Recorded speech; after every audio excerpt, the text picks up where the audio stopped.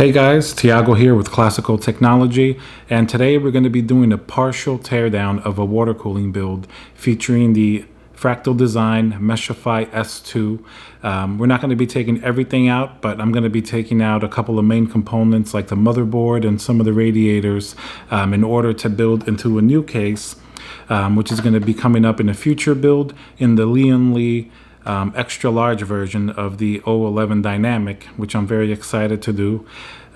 So thank you and stay tuned.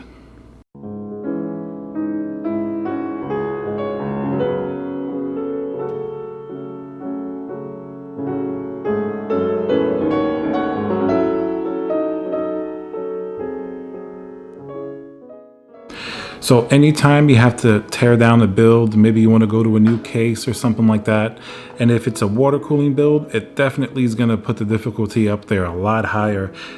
If you had just air-cooled components or even an AIO like a Corsair, it's generally going to be a lot easier. All you have to do is unscrew everything, pull it out, take out the motherboard, take out the power supply, graphics card.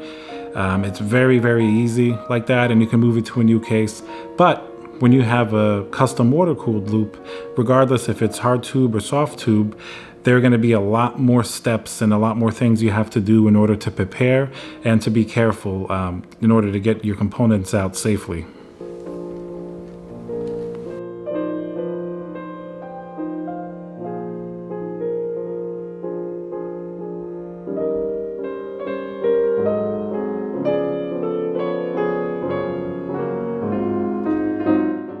Building a new water-cooled custom loop, there are a couple of things you can do to ensure that in the future, whenever you have to take it down, it's going to be a lot easier. Primarily, installing a drain valve at the lowest point of your loop is always highly recommended. In this case here, I have access to it from the front panel. You lift that front panel up, and then the Fractal Design Meshify 2, the front panel kind of stays up there, but I've had it come back and hit me in the head a few times, as well as almost damage a monitor. So be very careful when you're working on the front of the case. Make sure you secure that front panel because the cables in this case are connected, and in some cases you can just pull everything out.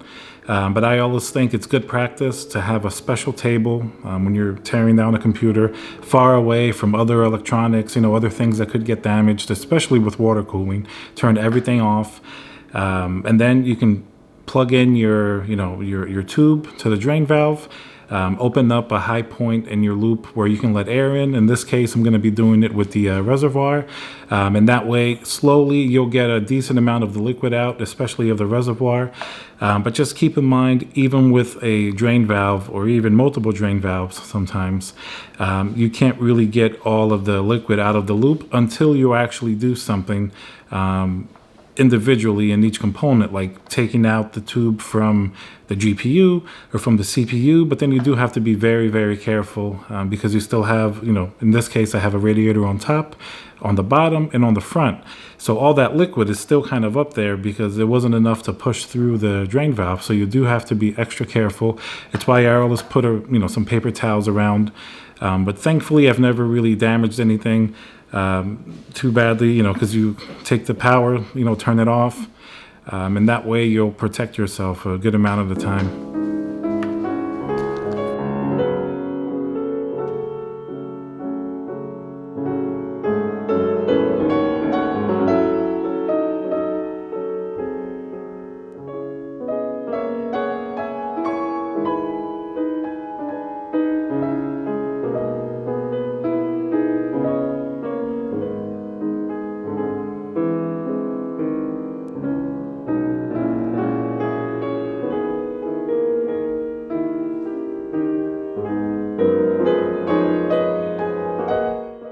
So as you see here, after using the initial drain valve and getting as much as possible out, I did have to go individually to the GPU and even the CPU, which I had previously taken out and take everything out individually. As long as you're careful, you should be okay.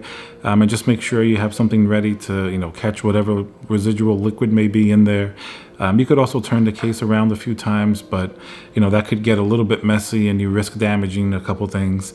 There's no way around it. Getting all of the liquid out of a water-cooled case is always going to be a little bit time consuming and possibly a little bit messy. So just prepare yourself as much as possible. In this case, I'm not taking everything out. I'm just taking out the top radiator, which I'm going to reuse in my new build, taking out the motherboard, the GPU. Obviously with the motherboard, the RAM is coming out, and I have an M.2 970 Pro SSD there for my boot drive. That's coming out as well. I'm going to be leaving the pump and reservoir, which is the Singularity's computer pump and reservoir in this case for now, because in the new case, the Lian Li XL, I'm going to be using the water distribution plate with the pump built in, so I don't need this one for now. Eventually, this fractal design case, I'm going to reuse these same components and I'm going to do a new build in it. Maybe I'll change up the coolant. That means I'll have to flush it out because you really don't want to mix coolants, especially the solid. This is the solid EK orange, which has been pretty great so far. I haven't had any issues, but I don't want to mix any other coolant with it. So you flush, distilled water. Distilled water doesn't have any minerals as would tap water, so that's why it's important to use that, because you don't want any deposits left anywhere in your loop. After doing that, I'll do a new build eventually in this fractal design case. I'm not sure what yet, but I'll reuse whatever's left, the fans and radiators and the pump. I just have to add another motherboard and a couple of things, but that'll be, in the future. We'll see what I do with this. The most important thing here now is to take out the really usable components and put them into this new Lian Li case that I want to build in. So primarily the water cooling is going to be the radiator, CPU, and GPU block, which these three are all EK Water Blocks products. I do have another radiator going in, which is going to be a 54 millimeter radiator, which is going to be a Corsair radiator, because I do like using those as well. As you know, they're rebranded Hardware Labs radiators, and those are some of the best on the market. The EK, depending on which one, they're also, excellent. I've always enjoyed, using them. In this case, it's the 360 millimeter Performance Edition, which it's not as thick as the 54 millimeter radiator, but it is definitely pretty thick. Performance has really been good with it. If you notice, when I was tearing this build down, I have the new EK fans on there. They're really thick fans, so I don't know if I'm going to put them in the new build or put them back here, but I do like the look. It's a very blacked out look. They're very thick, so it's nice to have a big case in order to be able to fit them in. So this is the motherboard that I took out of the build. As you can see, this is Intel. It's an X299 Rampage 6 motherboard.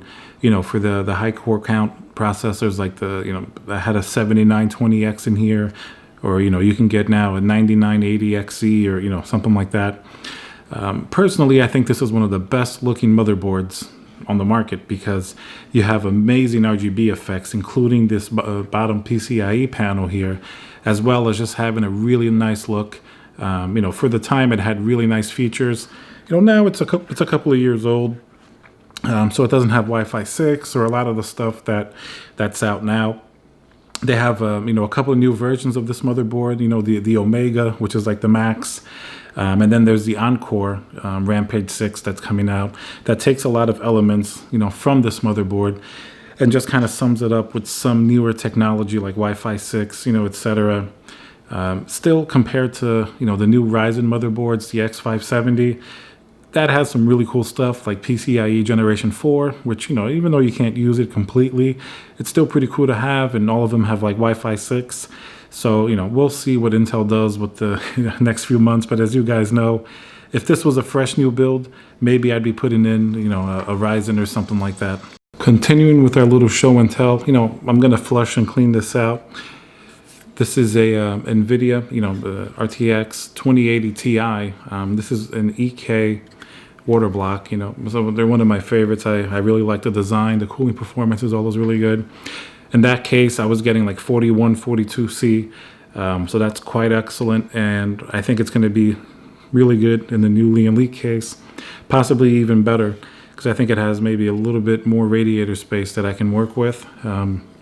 So this is definitely one of the main components that I'm reusing, along with the motherboard and some of the other stuff that I mentioned previously. I may do orange again just because I really like that color, and I think it's going to look great with the water distribution block in the Lian Li case. But I may change it up. But anyway, I'm going to clean it out. I'm going to flush it out so that way I kind of keep my options open. Another little interesting piece here that I pulled out. This is the Aqua Computer Quadro. If you guys are familiar with the Aqua Aero, it's basically a fan control system. You can connect pumps and sensors. It's pretty amazing. At first, when I first started learning about it, a couple years ago, I thought it's a little overwhelming. It seems so complex, but after you get into it, it's pretty simple. It's not simple in terms of its breadth of abilities and what it can do, but it's simple to learn what to do with the fan curves and how to set everything. After you've really spent some time with it, it's easy to use. And I use it on every single build, and I'm pulling it out of this one for the new build.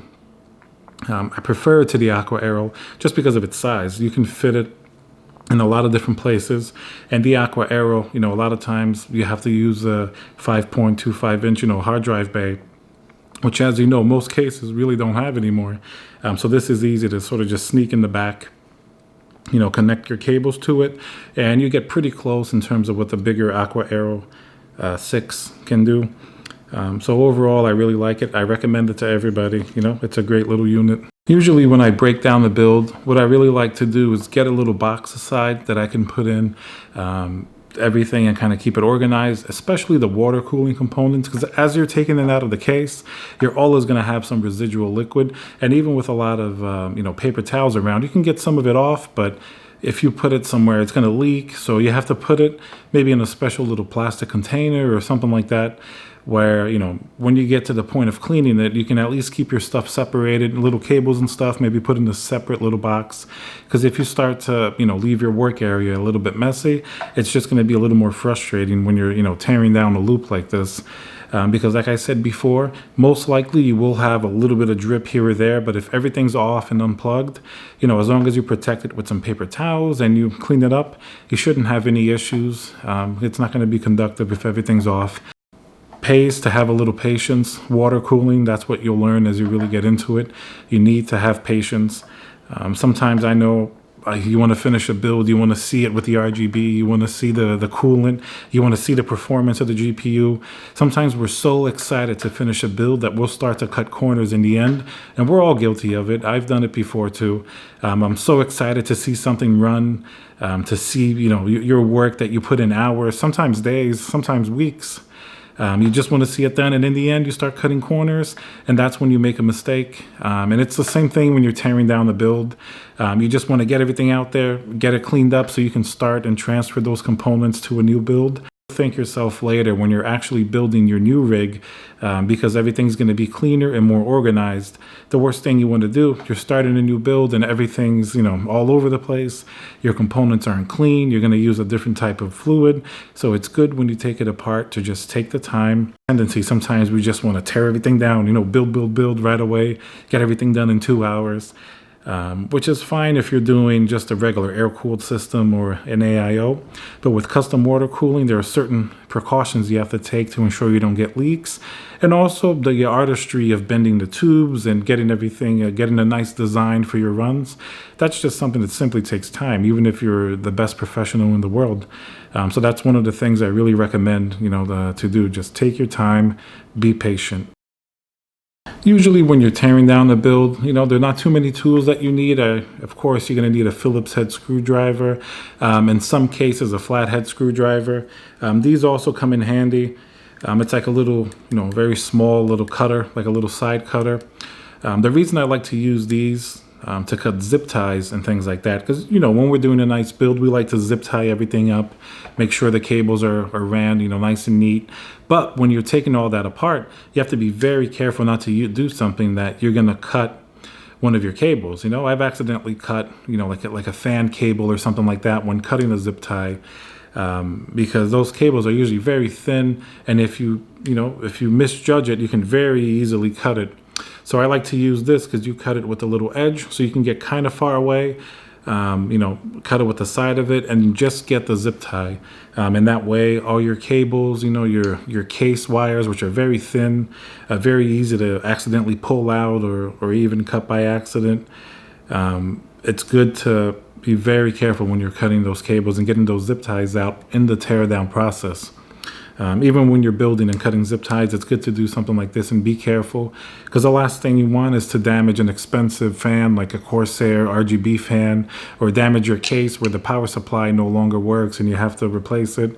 So it's something that's worth taking care, as you're doing it.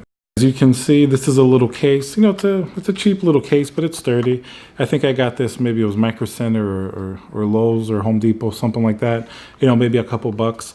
But as you can see, I have all my fittings here. So as I take them out of the build that I no longer need, I'll put the 90-degree fittings here. I'll put the 45s here. That way everything's organized. I'll clean them off. And the point here is so you don't lose anything, because these, they get a little expensive. They add up. And also, whenever you do your new build, you just open it up and it's ready to go. The last thing you want to do is be looking around for fittings, having to clean them, and then you're missing something, and then you have to go out or stop your build. So it's important to stay organized. And sometimes little cheap tools like this, really help you keep everything, intact, safe, organized, and it's nice to look at too. It's like a little fitting collection, so it's fun as well. All right, guys, so that about sums it up for this partial teardown. In the future, you'll be able to see me move this back, maybe into this fractal design case. But the next coming project is the Lian Li 011 Dynamic XL, which I'm putting this motherboard, and that's coming up very soon. So I should have a video for it, within the next few weeks or so. It's going to be a really nice build, and you'll get to see how it went from this build to that. And you'll be able to see the difference. And I'll do a video on that build as well, so you guys see some of the stuff that I do. All right, guys, thank you very much for watching. I hope you liked it. Please subscribe, hit the bell. Leave a comment also. I'm happy to answer any questions you guys may have. And all right, thank you again. And I'm Tiago with Classical Technology.